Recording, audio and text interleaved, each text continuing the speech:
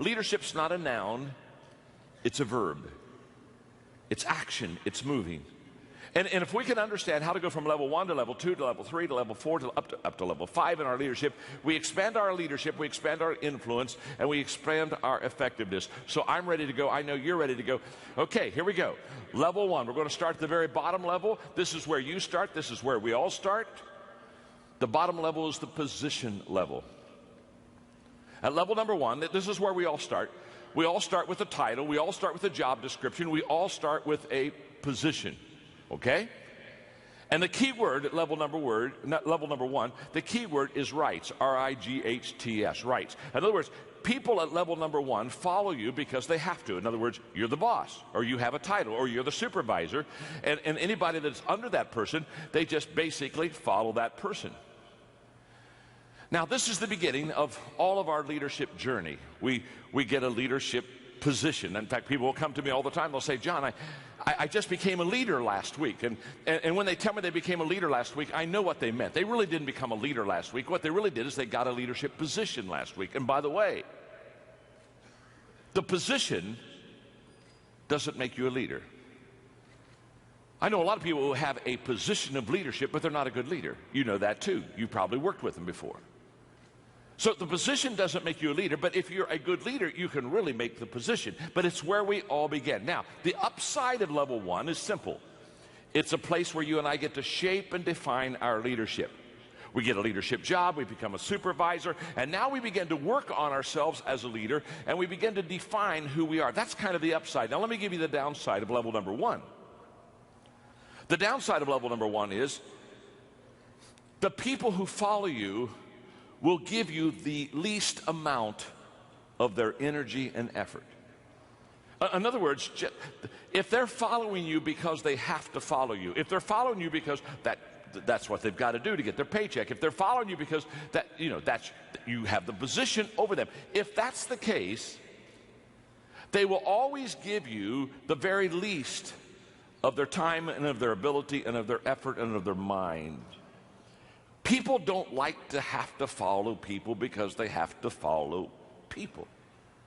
And this is a great mistake that people that have positional leadership make. They think, well, I've got the title, I've got the position, so now everybody will follow me. Well, they're following you, but they're only following you many times if you're not a good leader because they have to. It's the only way that they can get paid. Just think of this. Level number 1 is where you're going to get the very least of people's energy, effort, and mind. In level 1 positional type companies, if quitting time is at 5 o'clock, guess what? At 4:30, everybody is clearing the desk. At 4:50, they're going to the restroom. Of course. You want to be sure to pee on company time. 5 o'clock, everybody's gone. I mean, you say, what do you mean everybody's gone? Everybody's gone. At 5 o'clock, they're all gone. I mean, you look around the office and they're gone. You show me leaders that are positional in their thinking, and I will promise you every time, not all the time, every time, those people will constantly wonder, why am I not getting the best out of my people? Well, you're not getting the best out of your people because the only reason that people are following you is because you got a title. And they're going to give you very little energy. Now, the good news is you don't have to stay at level number 1. You can go to level number 2. So let's go to level number 2 as quickly as we can. The first level is the positional level. The key word there is rights. I get certain rights, so you've got to follow me. Level number 2 is the permission level. And at the permission level, the key word is relationships. And at this level, people now begin to follow you because they want to. Now, there's a world of difference between following somebody because you have to and following somebody because you want to. Now, what happened between levels 1 and 2? Well, what's happened is you've connected with your people. You've not only connected with them, but relationally, they like you and you like them, and you've got to know each other. And so now in this work environment, they're not following you just because you are a supervisor. They're following you because you do have a position. You are a supervisor, but you are a supervisor that people like. Relationships with people are the foundation of leadership. You build your leadership off of relationships. Why? Because leadership is influence. And you cannot influence somebody that you antagonize.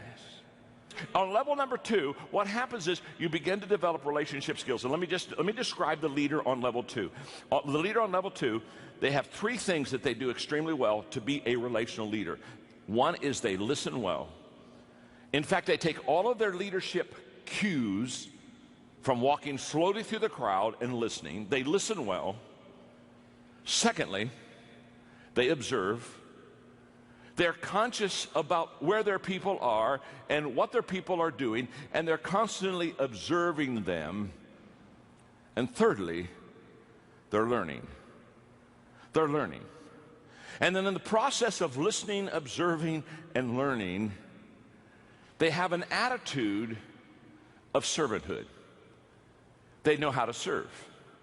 And they not only know how to serve, but they do serve. And they not only do serve, but they love to serve. Let's go to level number 3. There's another level higher. The third level is the production level. The key word there is results. And at this level, you're starting to help the bottom line of the company. You're starting to, quote, bring home the bacon. At this level, you become effective as a leader. And you become effective as a leader on level number 3 because you produce. And the characteristics of leaders at level number 3 are very common. One is that they produce by example. In other words, they are the example for the other people that follow them how to be effective and how to be productive. And at level number 3, your leadership begins to gain credibility because now you are fleshing out for the people around you and you are modeling for them things that they want to see, and you are starting to produce. Which something else happens because you're becoming productive in your own life. You begin to attract people that begin to be productive also. In the 21 Irrefutable Laws of Leadership that I wrote, one of the laws is the Law of Magnetism, and the Law of Magnetism just says we attract who we are, not who we want. Because see, on level number 3, basically who you are as a leader is who you attract on your team. Level number 4 is the people development level. This is what I live for. This is what I strive for. This is what excites me. Something magical happens when you begin to understand the most appreciable asset you have in any organization is the people of that organization. And you begin to commit yourself to developing the people within that organization. Because how do you grow a company? You grow a company by growing people. And when you grow them, they increase their capacity. When they increase their capacity, they begin to increase the capacity of what you can do and what you can accomplish. Let me just share with you quickly 3 thoughts on developing people, just very quickly. Number 1 is the key to developing leaders, and the key to developing good people is in recruitment. The better person you bring in the door, the higher odds you can do well with them. I remember having lunch one time with Lou Holtz, and Lou Holtz said, John, I've had bad players on my football team, and I've had good players on my football team. And he said, just to be honest with you, I'm a better coach with good players. Of course he is. Of course he is. Let me say something. 80% of your success of equipping people to be successful is in the front door on who you bring in. I wish I had time to develop that for you, because what happens is, unless you and I have a clear picture of what we're looking for, we don't know when we see it. Happens all the time. People come to me and say, John, I'm looking for some leaders for my company. What do you suggest? The first question I ask is, what does the leader look like? Give me the characteristics. Give me the qualities. Please paint a picture for me. What does that leader look like? Because you've got to have that clear picture so that when you see that person, you know that they're one that you want. Recruitment is key. Number 2 is positioning. The ability not only to bring the right person in the front door, but also to put him in the right place, as Collins would say, get him on the bus, get him on the right seat. And position is huge. And what I've discovered is that successful people have always positioned themselves well. When you see a successful person, they're successful because what they have done is they've found their strength zone and they've found their niche, and they stay right in that sweet spot, and they just work that sweet spot. You've never heard anybody be in an interview that was successful that you came up and you interviewed them and they said, well, the secret of my success is that I've never discovered what I was good at. Or the secret of my success is I've always worked on, I've just worked in my weakness. No, they're always in their strength. They've already discovered what they're good at. Now, successful people have discovered what they're good at. Successful leaders discover what other people are good at. Successful people position themselves well. Successful leader position the other people well. And at level number 4, that's exactly what happened. The leader is always looking at the people, observing, watching. Hey, let me just explain something to you. No matter how talented you are, if you're out of position, you'll never reach your potential. As a leader, key to get your people in the right position. And at level number 4, that's what happens. At level number 4, you recruit well, you position well, and then you equip well. Now you take them and say, okay, I understand what their strength zone is. I understand what their giftedness is. Now I'm going to equip them. I'm going to come alongside of them, and I'm going to develop them, and I'm going to train them. And I use a very simple, for many, many years, a simple 5-step equipping process. It really works. Step 1, I do it. It's that simple. You can't teach somebody what you can't do yourself. Step 2 is I do it, and you're with me. I take you with me. Now we're going to spend time together. I'm going to be your mentor. I'm going to be your coach. You're going to watch me. You're going to observe me. You're going to see me in different situations. We're going to make sure that it works. We're going to make sure you're going to be able to ask me questions. Step 3 is now we turn it, and I hand the ball off to you. Now on step 3, you do it. You do it, and I'm with you.